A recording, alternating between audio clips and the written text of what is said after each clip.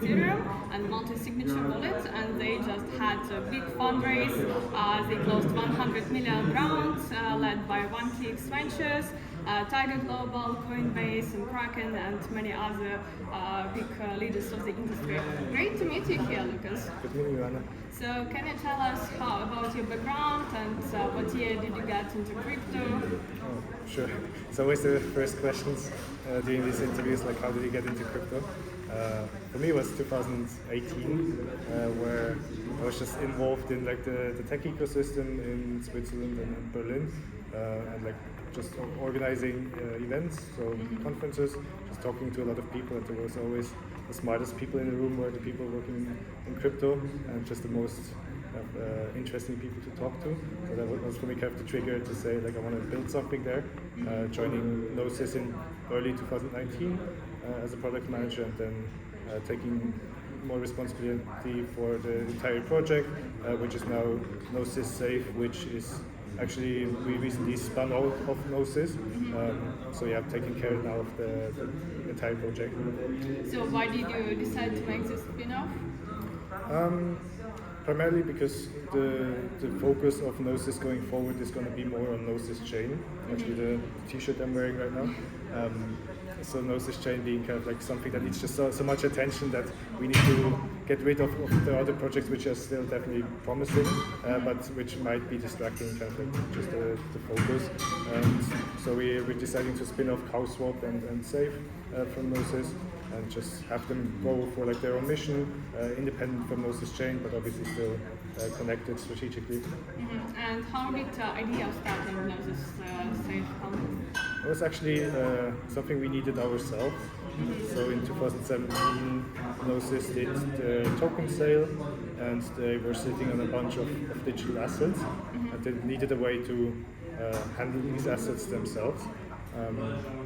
So there wasn't really a solution out there. You don't want to have like a couple $1 million worth of assets on a MetaMask account. So we just built something which we can at least distribute the responsibility with like more people involved in managing these assets. So we built the multi-sig. We just like we're strong believers in open source, so we just open sourced the entire project. The industry started adopting it, and we just saw that there needs to be someone kind of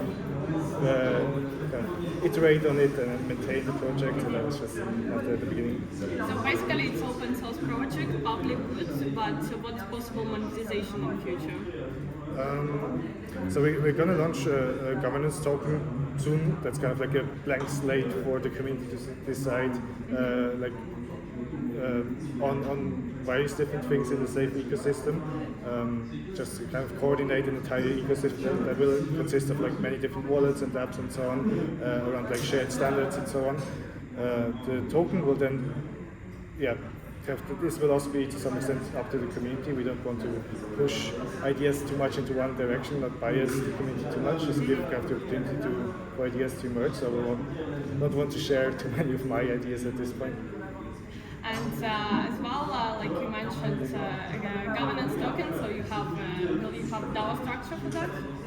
Yeah, I mean that will start lean because we are, like right now a lot of decision making and a lot of governance is done in a very centralized way within Gnosis or within the core team, and we will just transition more and more of this responsibility and this ability also to the DAO.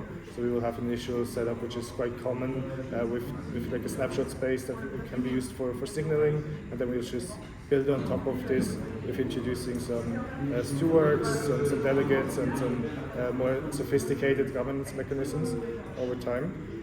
But yeah, we're going to start lean and just see where it goes.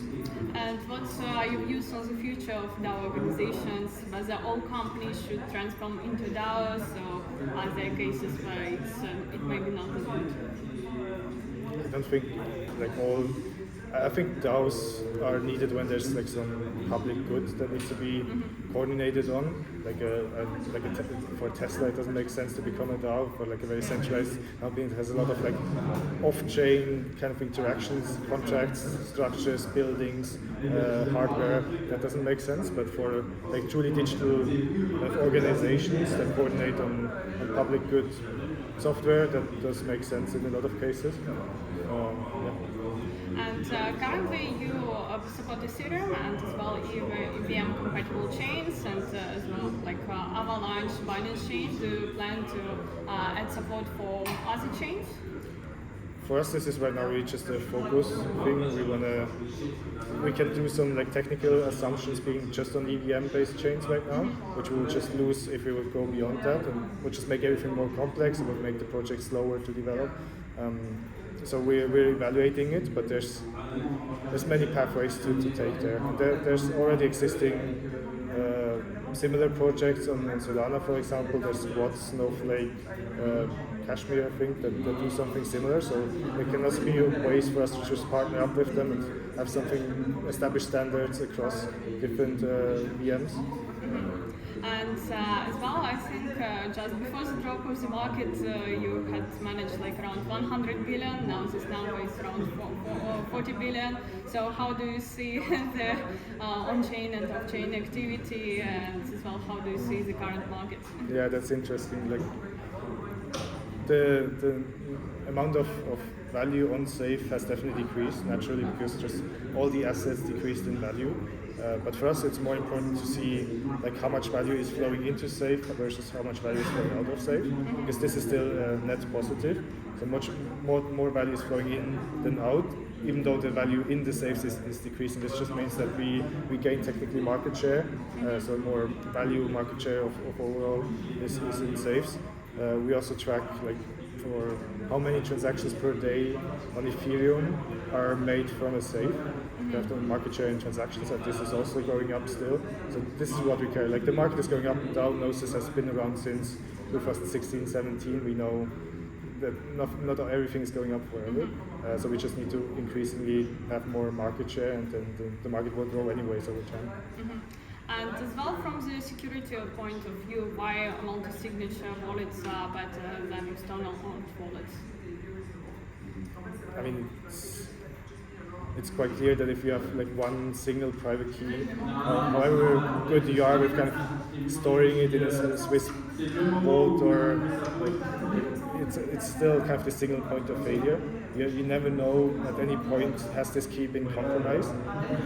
I mean, there's like key creation ceremonies where you can have pretty clear security, but like for regular users there's always this uncertainty, have I leaked my key at some point, and kind of just this lingering fear. So it's something that you can get rid of with having multiple keys, which you can also rotate over time. So once you just exchange them, you get certainty that at least there was nothing since then. So that's kind of the thing for any kind of user, whether it's like an individual or enterprise or like a DAO. There's certain kind of benefits in terms of security and usability when having Safe. It's not just for one type of usability. And as well, like you work as well with a lot of DeFi protocols. How do you see current activity in DeFi? It obviously dropped a lot too with the drop of markets. Yeah. I don't have much more to say. I don't have any more insights there. We do definitely see that more activities like just in like holding assets, like the risk reward of like moving assets to different places definitely turned in a way that it's sometimes more just better to just keep away completely and just keep your assets and hold them. But it's interesting that, I mean, when we look at the centralized lenders and like how this turned out when I was kind of relying on some Celsius or 3 Hours Capital or whatever that to kind of take care of my funds and get some yield that way, that definitely didn't turn out that well and drives maybe some more people to DeFi. Because there at least, I mean, so far DeFi has held up pretty well and there hasn't been any protocol level challenges. So it remains to be seen how this really turns out, if it's to the favor of DeFi. And Gnosis Safe is as well quite actively used by charity DAOs, like Ukraine DAO. Can you tell more about that? Yeah, the nice thing about Safe is that you can very quickly kind of spin up a new safe and coordinate a lot of people around the shared cause. So every time there's like something, we call this flash DAO, by the way. So if there's like one goal that you have a lot of people that want to kind of put their funds together or put their forces together, usually Safe is used. And one was like Ukraine DAO, which just collected a couple of $1 million in a few weeks, and just used this now collectively as a community to see where we can best spend this money to contribute to the situation in Ukraine positively. And then there was one that was just recently spun up, which is a group of people that raise money in a multi-sig to buy a dinosaur skeleton. Yes, it was funny. So they want to like buy a dinosaur skeleton at an auction and then donate it to science, and just decide as a flash DAO like where should it be exhibited, and like how should it be named, and like some fun around this, and just build up a community around this. Yeah. And as well, can you share the future plans for development of Safe? Yeah, well, we're gonna definitely transition away from being like a product-focused project to more an ecosystem-focused project. So we've built up like a product suite ourselves, and that have gotten quite some traction. But in the future, it's going to be many different teams building their own solutions on top of a shared infrastructure and protocol. And we're just going to support these teams with like grants and investments and just technical support and marketing, just help them grow and help grow this ecosystem, so that our mission is really to make Web3 a safer and more accessible place for more people. And we think that Safe as a primitive is just needed, and we're just going to push kind of the underlying protocol more so than our own product. Yes, it's great to see such projects, companies which try to make our industry better and more secure. Thank you for an interesting interview. Thank you, Anna.